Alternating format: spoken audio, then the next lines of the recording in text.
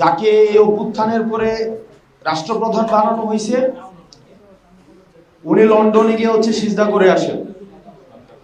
এবং পৃথিবীর ইতিহাসে এমন ঘটনা আছে কিনা যে সরকার প্রধান, অন্তর্বর্তীকালীন সরকার প্রধান এবং রাজনৈতিক দলের ভারপ্রাপ্ত চেয়ারম্যান একই সাথে প্রেস কনফারেন্স করে।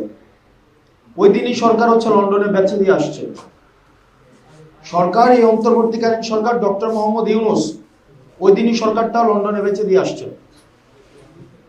ইতিমধ্যে আপনার মিডিয়া এখানে যারা আছেন, বিশেষ করে মিডিয়া নিয়ে আমি অনেকদিন ধরে কাজ করছি, মিডিয়ার ভাই যারা আছেন, যারা ইতিমধ্যে নৈর্ব্যক্তিক, নির্মোহ, বস্তুনিষ্ঠ সংবাদ পরিচালনা করতে চান,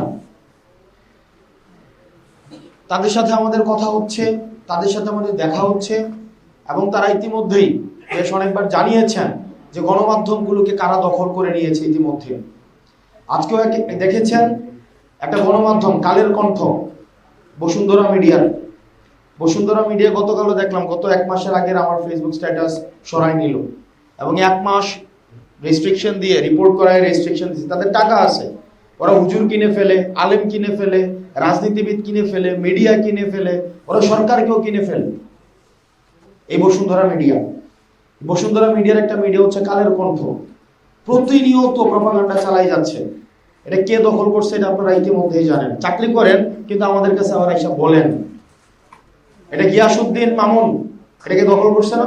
সব জায়গায় আমরা দেখলাম মিডিয়া এখন বিক্রি একটা রাজনৈতিক দলের কাছে। প্রশাসনে দেখা যায় সচিবালয়ে 5টায় অফিস শেষ হয়, 4টা থেকে গুলশানে লাইন দেওয়া শুরু হয়, পল্টনে লাইন দেওয়া শুরু হয়।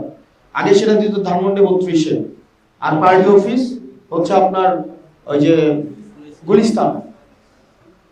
তারা আবার এখন লাইন দেয়, ঠিকই এখন লাইন দেওয়া গুলশান এবং পল্টন।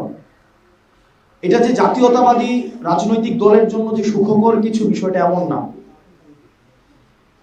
পল্টন আপনার গুলিস্তান লাইন দেওয়া এবং ধানমন্ডি 32-এ লাইন দেওয়া যে আওয়ামী লীগের জন্য সুখকর কিছু নিয়ে আসছে, বিষয়টা এমনও না। জাতীয়তাবাদী রাজনৈতিক দলের অনেকে আমাদেরকে শত্রু জ্ঞান করে, তাদের বয়সে অনেক ছোট, আমরা শত্রু জ্ঞান করে, কিন্তু আলটিমেটলি লাভ নাই। কারণ 5ই আগস্টের পর আপনি যদি মনে করেন 5ই আগস্ট যে কারণে হয়েছে, যে কারণগুলোর 5ই আগস্ট ঘটাতে সহায়তা করেছে, সেই কারণগুলোকে বিদ্যমান রেখে আবার আপনি একটা নতুন রাষ্ট্র গঠনের দিকে যাবেন, তাহলে 5 বছর না হোক, 10 বছর না হোক, আপনি আরেকটি গণপ্রতিরোধের শিকার